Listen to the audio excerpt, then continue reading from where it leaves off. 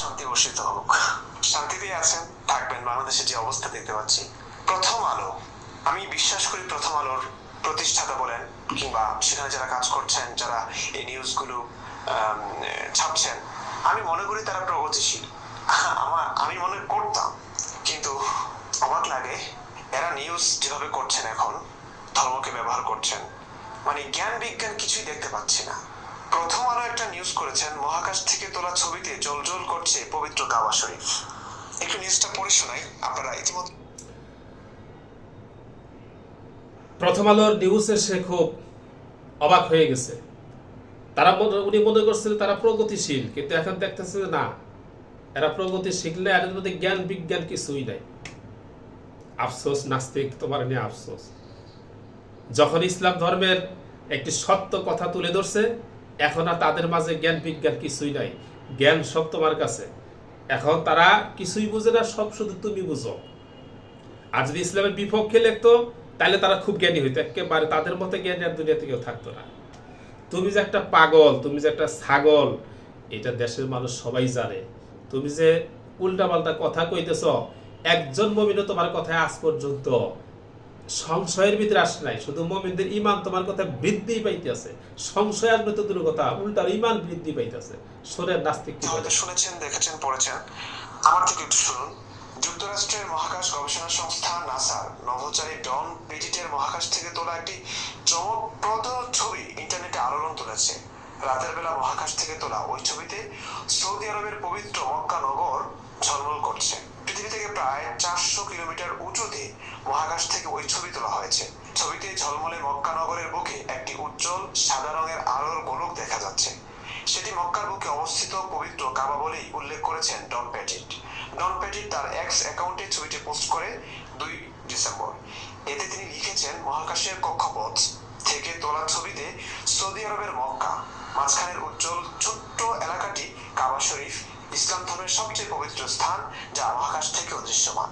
এখানে তিনি অলৌকিক বলে কিছুই আসলে প্রমাণ করতে চাননি, কিছুই বোঝাতে চাননি। মহাকাশ থেকে ছবিটি তুলেছেন, সেখান থেকে একটা সাদা রঙের আলোর গোলক দেখা যাচ্ছে। আচ্ছা, এই যে এই নিউজটি লক্ষ লক্ষ মানুষ দেখেছে, তারা সুবহানাল্লাহ, আলহামদুলিল্লাহ, ইসলাম মহান, ইসলাম সত্য, এই সমস্ত আবেগপ্রবণ কথাগুলো বলে যাচ্ছে। মানে তারা এটিকে অলৌকিক বলে ভেবেছেন। ইসলামের কথা শুনলে তোমার এত জলে কে? তুমি না মাদ্রাসায় পড়ছো, নাস্তিক হয়েছে, তাতে কি হয়েছে? নাস্তিক হয়েছে, আবার ইসলামের মধ্যে ফিরে আসো। এই সমস্ত গুলো দেখে ইসলামের মধ্যে ফিরে আসো, সেটা আবার উল্টা ব্যাখ্যা করার জন্য চেষ্টা করো কে? তোমার এত জলে কে? তোমার ভিতরে কি ইসলামের মুসলমানের রক্ত নাই? তোমার বাবা কি তোমার বাবা মুসলমান না? তুমি মুসলমানের সন্তানা? মুসলমানের রক্ত তোমার ভিতরে নাই? ইসলামের কথা শুনলে তোমার এত জলে কেন? তুমি প্রথম আলো সাংবাদিকদের পর্যন্ত তুমি জ্ঞানহীন বলতেছ, এত জলে গে তোমার? কয় টাকা খায় নাস্তিক হইছ? নাস্তিকদের কাছ থেকে কত টাকা নিছ? টাকা তো তোমরা দেয় নাই, তোমার শুধু নিয়ে কি বলে জার্মানের সুইপার বানাবো, এটার হয়তো তোমারে প্রতিশ্রুতি দিছে। আর এতেই তুমি ইমান ইসলাম সব ছাইরা দিছ। আব্দুল্লাহ বিন হুজাফা খ্রিস্টান বাদশাহ তারে প্রস্তাব দিয়েছিল, আমার মেয়ে তো তোমাকে বিয়ে দিবই, অর্ধেক রাজত্ব তোমাকে লিখে দেবো। কই? আব্দুল্লাহ বিন হুজাফা তো কিনতে পারলো না। তোমাকে কেন এই জার্মানে ভিক্ষুক বানাবে এই আশা দিয়ে তোমাকে কেন কিনে নিল? তুমি এত ছোট লোক কি জন্য? কিন্তু যিনি পোস্ট করেছেন তার এটা উদ্দেশ্য ছিল না, কারণ তিনি বোঝেন খুব সামান্য একটি ঘটনা এটি মহাকাশ থেকে তুলেছেন, অথচ এই সামান্য ঘটনাটি, সামান্য ব্যাপারটি, ঘটনার সামান্য না, সামান্য ঘটনা হইলে পরে সে পোস্ট করতো না। ঘটনাটা সামান্য না, ঘটনাটা বিশাল ঘটনা। তুমি তো সেটা ছোট করে আনার চেষ্টা করতেছ। এটা নাথিং, এটা কিছু না। তুমি যতই বলো নাথিং, এটা কিচ্ছু না, কিন্তু ঘটনা বিশাল। সারা পৃথিবী আলোকিত, সেখানে শুধু মক্কাকে আলোকিত দেখা যায়, সারা পৃথিবী অন্ধকার দেখা যায়। এটা কি সাধারণ মনে করো? সাধারণ, সামান্য অসাধারণ করে তুলেছেন আমাদের প্রগতিশীলরা। বাংলাদেশের বোকাশোকা কিছু মানুষ তো আছেই, মোল্লা মৌলবীরা তো আছেই। তুমিলা চালাক, তুমিলা চালাক, ফকির মিসকিন আর তোমারে সুইপার বানাবো এই আশা দিয়ে তোমাকে ইসলাম ত্যাগ করাইছে নাস্তিকগণ, তুমি নিজে খুব চালাক মনে করো, তাই না? তুমি খুব চালাক। মানে শিক্ষিত প্রগতিশীল যারা আছেন, বিজ্ঞান মনস্ক যারা আছেন, তারা পর্যন্ত এই ঘটনাটিকে, এই সাধারণ ঘটনাটিকে অসাধারণ বলে ব্যাখ্যা করছেন। অসাধারণ। তাইলে তো তুমি দেখা যায় বিজ্ঞান থেকে বেশি বুঝো। তুমি বলতেছো নাথিং, আর বিজ্ঞান বলতেছো অসাধারণ। তুমি তো বিজ্ঞান দিয়ে চাইতে বেশি বুঝো। তুমি যে 100% পাগল, এটা পাইবো তোমার প্রমাণ। তুমি যে কেউ কিছুর সাথে তুমি ফাইট করো, বিজ্ঞানীদের সাথে ফাইট করতেছ, বিজ্ঞানী তোমার সমান বুঝে না।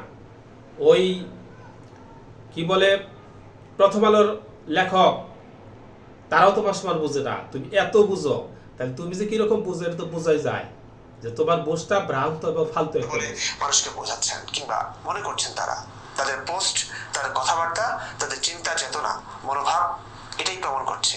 আমিও অন্তত বুঝেছি এটা অনেকের সঙ্গে কথা বলে। অবাক লাগছে।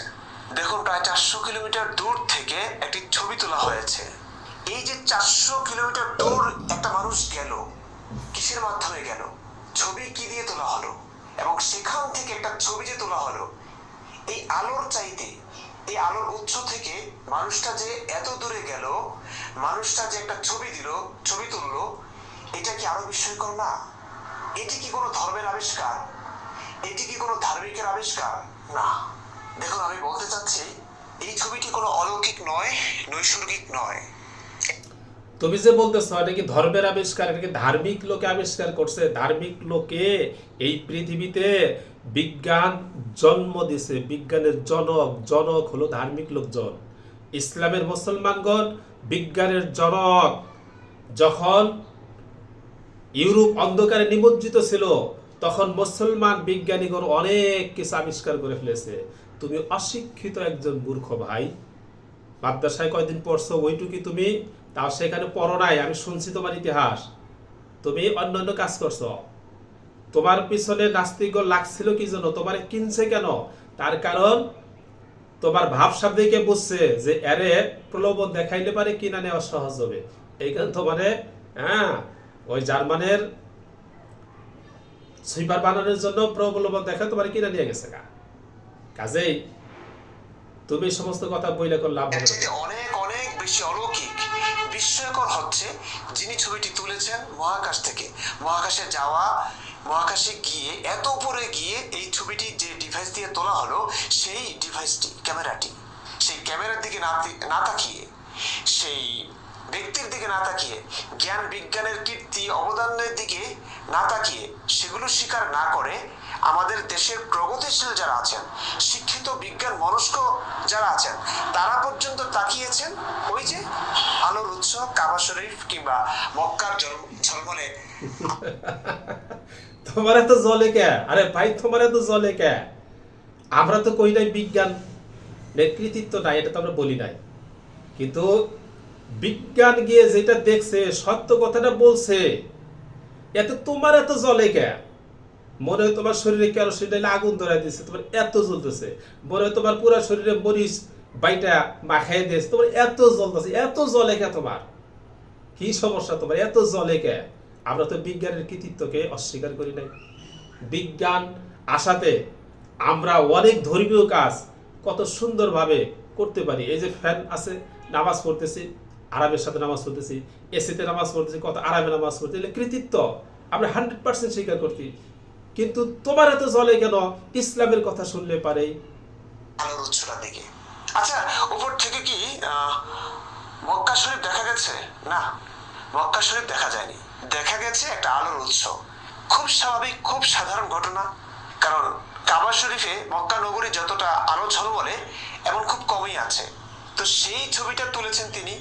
অনেকগুলো আলো, অনেকগুলো লাইটিং এর সম্মিলিত একটা রূপকে অনেক দূর থেকে আলোর একটা গোলক উৎস বলে মনে হয়েছে।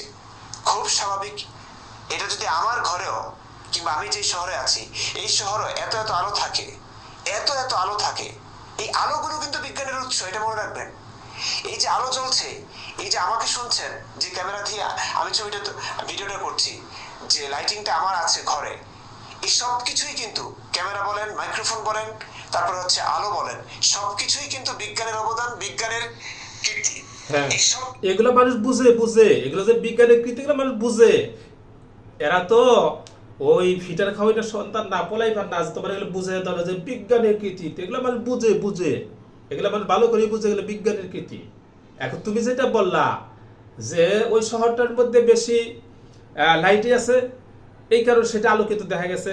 লাইট সারা পৃথিবীর প্রতিটি শহরেই ছিল, সারা পৃথিবীর প্রতিটি শহর লাইটিং থাকে রাত্রিবেলায়, কিন্তু কোনোটা দেখা যায় না, শুধু কাবা শরীফ দেখা গেছে।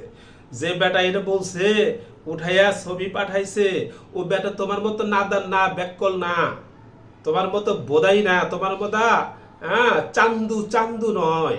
তোমার মতো চান্দু হইলে পারে সেটা করতো না। কথা বুঝছো? জলে জলা একটু থামাও, ওখানে ঠান্ডা পানি ঢেলে দাও, তোমার জলা এমনিতে কমে যাবে। কিছুর দিকে না তাকিয়ে এই যে মক্কার ঝলমলে যে আলোর উৎস, এটাও কিন্তু বিজ্ঞানের আবিষ্কার, বিজ্ঞানের অবদান। এটার দিকে না তাকিয়ে আমাদের প্রগতিশীল যারা আছেন, বিজ্ঞান মনস্ক যারা আছেন, প্রকাশকা মুমিনদের কথা বাদে দিলাম, সবাই তাকিয়েছেন ওই যে মহাকাশ থেকে তোলা একটা ছবি, যে বিজ্ঞানের যারা তারাও প্রকাশকা, আর মুসলমান যারা এরা তো প্রকাশকাই। শুধু তুমি একজন মানুষ চালাক, এই পৃথিবীতে কেবল মাত্র তুমি একজন মানুষ চালাক, আর সব বোকা। বিজ্ঞানীরাও বোকা, প্রথম আলো যারা সাংবাদিক আছে তারাও বোকা, আর মুসলমান তো বোকাই, খালি তুমি একাই চালাক। এবার বুঝতে হবে যে তুমি কিরকম চালাক। ছবিটা তোলা হয়েছে মক্কা শরীফের, মানে মক্কা নগরী। এতে নাকি এই ছবিটা ভাইরাল হলো কেন, এত কি বলবো হইচই কেন এটা নিয়ে? ওই যে মুমিনরা, তাদের আবেগ বেশি, তাদের বোকামো বেশি, তাদের জ্ঞানের পরিধি খুব কম, আবেগটা খুব বেশি।